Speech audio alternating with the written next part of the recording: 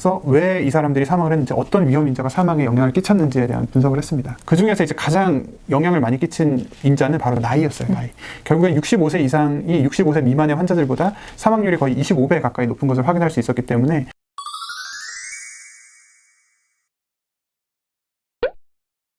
안녕하세요. 안녕하세요. 오늘은 제가 닥터박이 아닌 다른 분을 모시고 왔죠. 사실 제 남편인데요.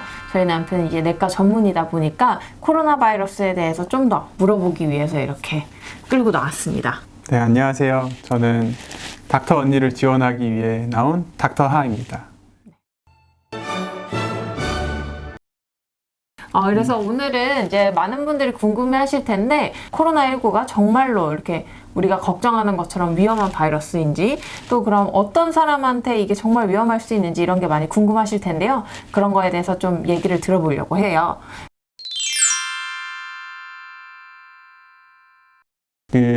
코로나 바이러스의 위험성에 대해서 사실은 지금은 국민 여러분들이 갑자기 너무 많은 환자가 발생하기 때문에 굉장히 공포감이 있을 거라고 생각을 합니다. 그렇지만 이게 결국에는 정확한 위험성이 어떤 거냐, 질병관리본부에서 지침이 나왔지만 환자 분류를 경증, 중증, 또 정말로 심한 중증 이런 식으로 나눠서 관리한다고 됐는데, 보통 중증이라고 얘기하는 게 어떤 환자들이냐면 보통은 이제 입원 치료가 필요한 사람들, 그 다음에 이제 산소 치료, 호흡곤란 때문에 이제 산소 치료가 필요한 사람들을 주로는 중증 환자로 분류를 하게 됩니다. 코로나19 같은 경우는 이제 전체 환자 중에 이제 중증 환자가 되는 비율이 한 15% 정도 된다고 알려져 있고요.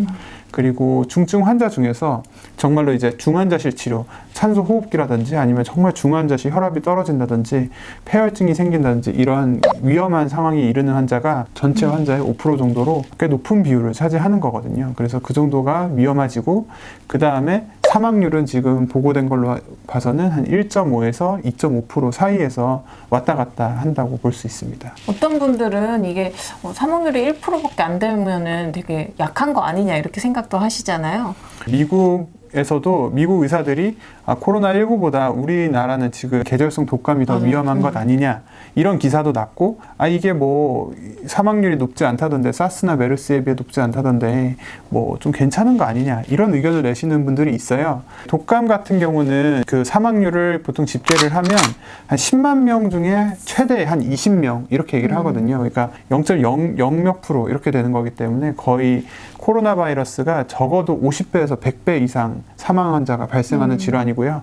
실제로 독감 환자들은 입원 환자가 필요하게 되는 비율이 1%가 안 됩니다. 그렇기 때문에 이제 제가 아까 말씀드렸듯이 코로나 바이러스나 15%에서 중증 환자가 발생하기 때문에 이게 뭐 독감이랑 비교할 수 있는 질환은 절대 아닌 것 같아요. 그렇기 때문에 지금 우리나라에서도 이 코로나 바이러스를 막기 위해서, 또 피해를 최소화하기 위해서 이 많은 사람들이 정말 밤을 새가면서 노력을 하고 있는 겁니다.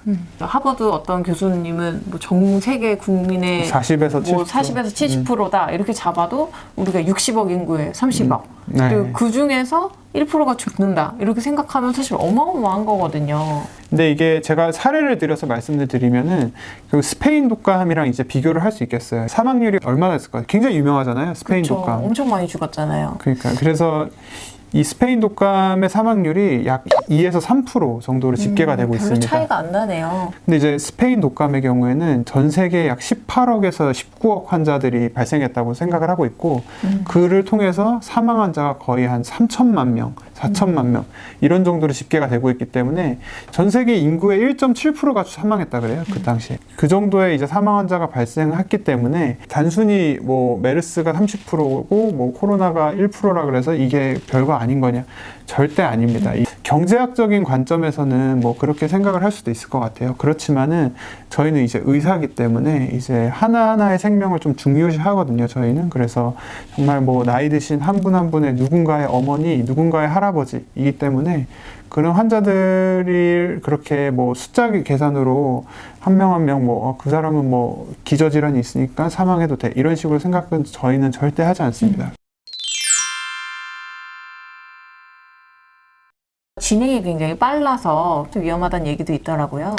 네, 그게 지금 벌써 우리나라에서도 입원 대기 중에 사망한 환자들이 있었잖아요. 코로나 바이러스가 그 접촉이 되고 나서 인큐베이션 페리오드라 그래서 잠복기가 한 4에서 5일 정도 있다 그랬잖아요. 그 다음에 환자가 이제 4에서 5일 후에 증상이 발생한 후에 그 입원 치료까지 평균적으로 얼마가 걸리냐? 그러면 약 7일 정도를 얘기합니다. 그리고 증상이 발생한 환자 중에 입원 치료가 필요한 환자의 분율은 약 15%라고 말씀을 드렸었죠. 그 입원을 하고 나서 환자가 호흡곤란이 생기고 그 다음에 양쪽 엑스레이가 그러니까 양쪽 폐가 다 망가지기 시작하는 급성 호흡곤란 증후군이 생기기까지 그리고 인공호흡기 치료가 필요하기까지 거의 한 3일 만에 진행이 된다고 하거든요. 굉장히 진행이 빠른 겁니다. 그렇기 때문에 이제 이런 환자들의 변화를 모니터링하는 게 굉장히 중요하겠고 어떤 환자가 그러면은 정말로 이런 입원 치료, 중환자실 치료까지 경과가 흘러갈 거냐 그런 거를 잘 분류하는 게 중요하기 때문에 더 이상의 입원 대기를 하다가 사망하는 환자가 없도록 모니터링을 잘 해야 될 것으로 생각합니다. 이제 코로나 바이러스는 인류가 한 번도 경험하지 못한 이 변종 바이러스이기 때문에 그 누구도 이 바이러스의 면역력을 갖고 있지 않습니다. 그렇기 때문에 이제 바이러스에 노출되면은 걸리는 거는 젊은 사람이나 나이 든 사람이나 확률은 같다고 생각이 되고 있고요. 그렇지만 이게 중증으로 진행되는 가능성, 그러니까 중증 환자가 될 가능성을 생각했을 때는 나이가 든 사람이 기저질환이 있는 사람들이 이제 중증이 될 가능성이 더 높다고 생각이 되고 있습니다. 특이하게도 이제 우리나라 같은 경우에는 아무래도 그 신천지라는 또 종교 집단의 특성이 좀 젊은 사람이 많다 보니까 20대가 지금 감염률이 가장 높거든요. 우리나라는 특이하게. 네. 우리나라는 지금 역학적인 특징을 좀 갖고 있는 것 같아요. 이제 20대에서만 이렇게 확 높은 그래프를 그리고 있고 아마도 이거는 우리나라에서 이제 신천지와 어떤 종교 활동과 관련된 특징이 아닐까라고 생각을 하고 있고요. 이러한 특징 때문에 젊은 환자들이 많다 보니까 우리나라는 아마도 다른 나라보다는 좀 사망률이 낮게 나오지 않을까라는 조금 기대감이 있는데요. 앞으로 경과를 좀 봐야겠습니다. 우한에서 사망한 환자들을 대상으로 이제 란셋이라는 논문에서 왜 이 사람들이 사망을 했는지, 어떤 위험 인자가 사망에 영향을 끼쳤는지에 대한 분석을 했습니다. 그 중에서 이제 가장 영향을 많이 끼친 인자는 바로 나이였어요. 나이. 결국엔 65세 이상이 65세 미만의 환자들보다 사망률이 거의 25배 가까이 높은 것을 확인할 수 있었기 때문에 결국에는 이제 고령의 환자들이 굉장히 위험하다라고 할 수 있겠고요. 그 이후로 이제 뭐 만성 폐질환을 앓고 있는 환자들이 위험성이 높았고 그 외에는 이제 심혈관 질환이나 아니면은 거기에 이제 고혈압도 속해 있었고요. 내분비 질환 그 외에도 뭐 암이나 아니면 신장 질환 같은 것도 다 영향이 있을 것으로 생각이 되고 있습니다. 모든 환자를 대상으로 조사한 게 아니기 때문에 섣불리 판단하기 어렵지만 임상 의사들은 아무래도 고령 환자들이 위험에 있지 않을까라고 생각을 하고 있고요.